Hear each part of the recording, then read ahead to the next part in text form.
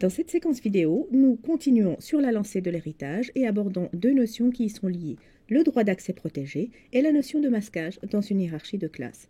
Vous avez appris jusqu'ici que l'accès aux membres d'une classe, c'est-à-dire soit à un attribut ou à une méthode, peut être soit public, ce qui veut dire que le membre en question a une visibilité totale, il est accessible aussi bien à l'intérieur de la classe dans laquelle il est défini qu'à l'extérieur.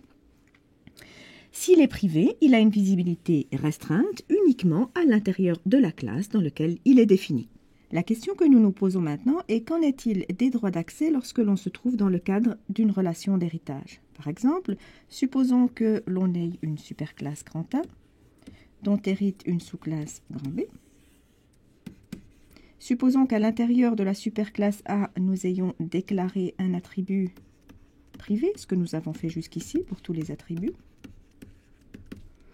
Et nous nous posons maintenant la question de savoir si dans une méthode de la sous-classe B, par exemple une méthode comme ceci, nous avons le droit d'utiliser cet attribut directement.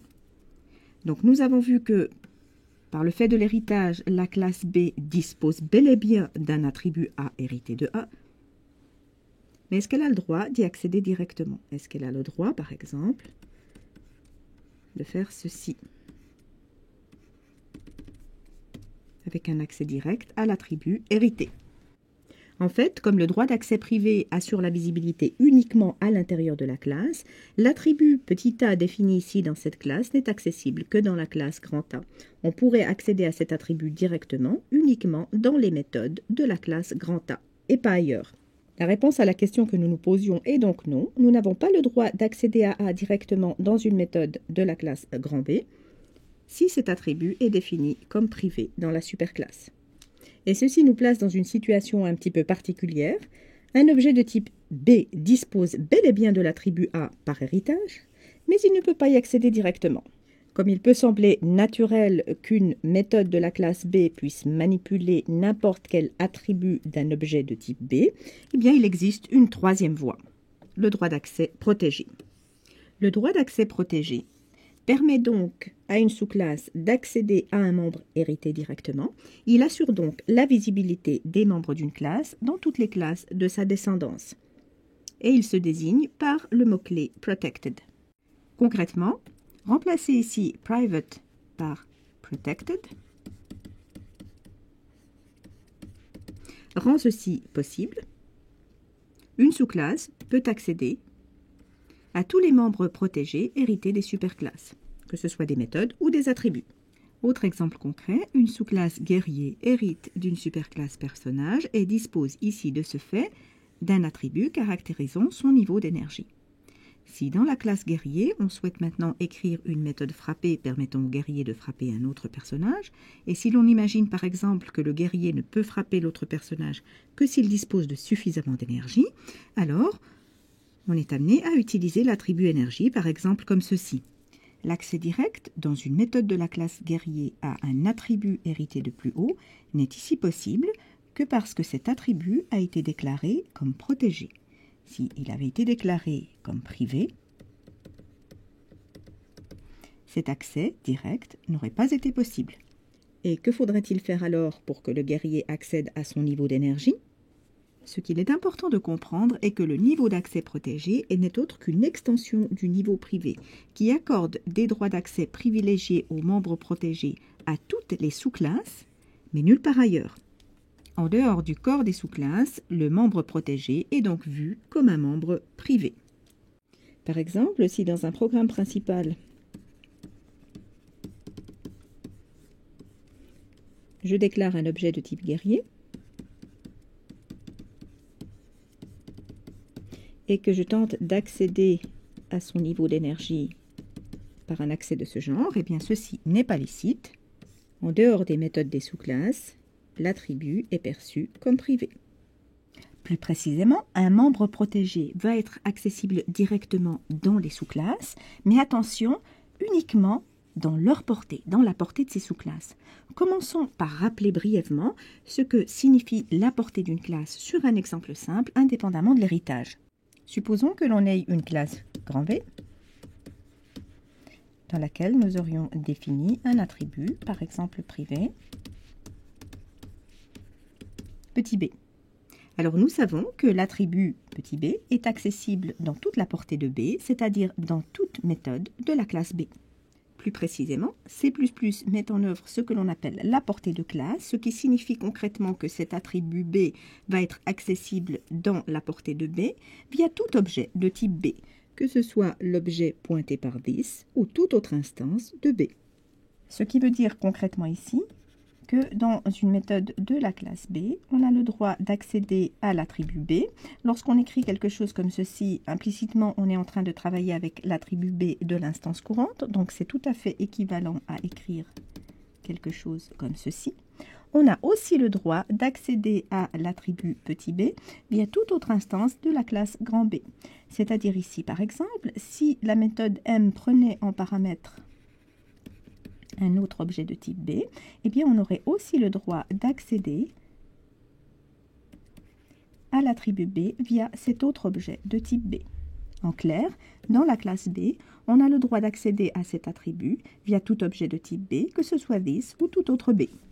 Lorsque je dis ici que l'attribut petit b est de portée B, je signifie qu'il est accessible dans la classe B uniquement via tout objet de type B. Voyons maintenant sur un exemple un peu plus complexe ce que signifie le fait que le droit d'accès protégé cette fois permet l'accès aux sous-classes uniquement dans leur propre portée. Ici, nous avons donc une sous-classe B qui hérite d'une superclasse grand A, laquelle possède un attribut protégé petit a et un attribut privé. L'attribut protégé A est accessible dans la sous-classe B, mais uniquement dans sa portée, c'est-à-dire à l'intérieur de la classe B, via tout objet de type B, que ce soit this ou un autre B. L'attribut privé n'est accessible que dans la portée de A, il ne peut être accédé à l'intérieur de B. Illustrons ceci au travers de cette méthode f de la classe B, qui prend en paramètre un objet de type B, un objet de type A et enfin un entier. Lorsqu'on écrit ceci, on accède à l'attribut protégé A dans la portée de B, puisque nous sommes à l'intérieur de B et que nous accédons au A de l'instance courante. Donc nous sommes bel et bien dans la portée de B et ceci est donc possible.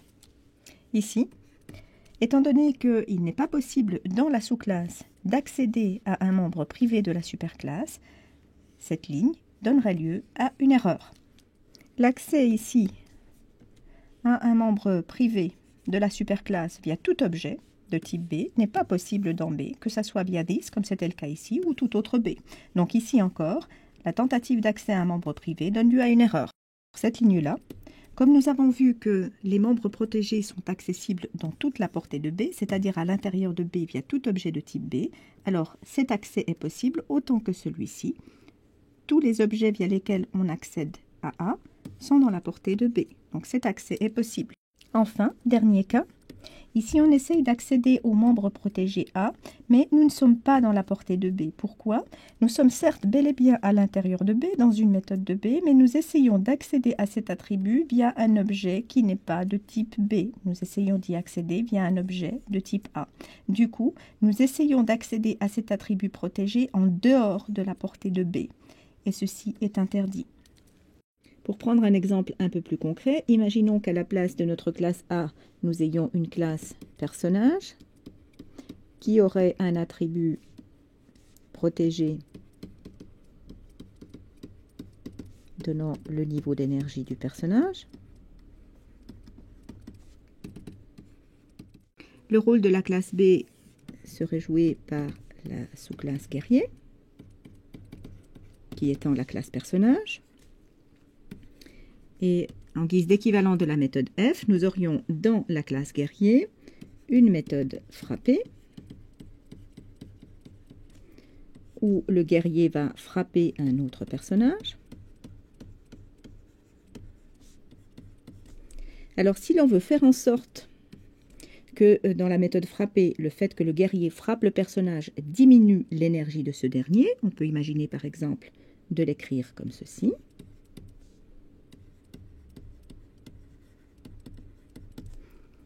Or, ceci ne fonctionnera pas. Cet accès n'est pas possible. en vertu de la même règle que celle qui est appliquée ici. L'objet P, qui a le même rôle que autre A dans l'autre exemple, est hors de portée, n'est pas dans la même portée que l'objet 10. Vous connaissez maintenant les droits d'accès en C++.